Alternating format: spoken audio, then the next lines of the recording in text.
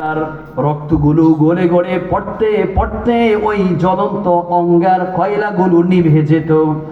বিশ্বনবীর সাহাবী সাইয়্যিদুনা ওমর ইবনুল খাত্তাব রাদিয়াল্লাহু তাআলা আনহু হযরতে খাব্বাব রাদিয়াল্লাহু তাআলা আনহুকে প্রশ্ন করলেন, শোনো খাব্বাব, তুমি যে ইসলাম এনেছো, ইসলাম গ্রহণ করেছো, শুনেছি তোমার নাকি অনেক কষ্ট করেছে, নির্যাতন করেছে। তুমি কি তোমার সেই ইসলামের ওই কষ্ট নির্যাতনের একটা নিদর্শন দেখাতে পারবে? এই কথা শোনার পরে খাব্বাব রাদিয়াল্লাহু তাআলা আনহু নিজের জামাটা উঁচকে দিয়ে বলে, দেখো ওমর, আমি ইসলাম আনার কারণে আমার এই কোমরটা একটু চেয়ে চেয়ে দেখো। ওমর রাদিয়াল্লাহু তাআলা আনহু খাব্বাব রাদিয়াল্লাহু তাআলা আনহুর এই কোমরটা যখন দেখলেন যে ইসলামকে, আল্লাহকে ধরার কারণে, ইসলামের বিধানকে মানার কারণে তাকে এমন ভাবে শাস্তি দিয়েছেন, ওই কোমরের পাশে এখন আর কোনো গোস্ত নাই, শুধু হাড় কয়টা আছে।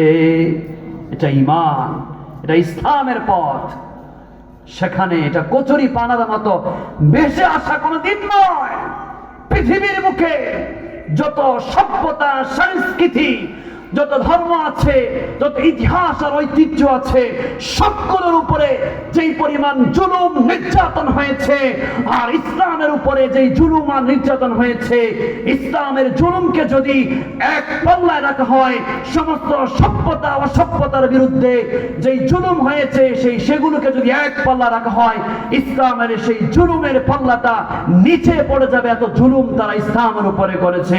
কিন্তু হার তিক্ত কথা, সঠিক এবং বাস্তব কথা, ঐক্য কথা, ওলামায়ে কেরামের কথা, সত্য কথা, হার কারবালা কি বাত, ইসলাম জিন্দা হতা হয়। হার কারবালা কি বাত, ইসলাম জিন্দা হতা হয়। রক্ত দিতে পারে, জীবন দিতে পারে, শহীদ হতে পারে, লাশ পড়তে পারে, ফাঁসির কাস্তে ঝুলতে পারে। ইসলামের এক চুল পরিমাণ পথ থেকে মুসলমানদেরকে সরানো যায় না। ইসলামের উপরে এই আঘাত আসছে, সয়ে আসছে, কাউকে সরানো যায় নাই, যাবে না। সেই একই সুরে কথা বলি, সেই একই হকের ন্যায় বৈঠাবাহী, সেই একই পতাকাবাহী হিসেবে ছুটছি যতদিন পর্যন্ত পৃথিবীর প্রতিটি মানচিত্র থেকে আল্লাহু আকবারের ধ্বনি না উঠবে, যতদিন পর্যন্ত বাংলার পার্লামেন্ট কোরআন দ্বারা পরিচালিত না হবে, ততদিন পর্যন্ত মাওলানাদের কথা, হকের কথা, কোরআনের কথা উচ্চ স্বরে আমরা ঘোষণা করবো ইনশাআল্লাহ, ইনশাআল্লাহ। প্রিয় ভাইরা আমার, আমাদের কাজ দুইটা। বাস্তবায়নের স্থান মুখস্থ করতে হবে। Class, this is a class of Islam, মনে করতে হবে এটাকে ইসলামের ক্লাস। কাজ কয়টা? দুইটা। বাস্তবায়নের স্থান মনে রাখতে হবে, ভুলে গেলে চলে যাবে না। আল্লাহ রাব্বুল আলামিন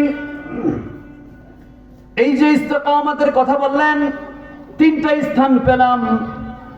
এক নম্বরে আমরা পেলাম নিজেদের জীবনে ইসলামকে বাস্তবায়ন করতে হবে।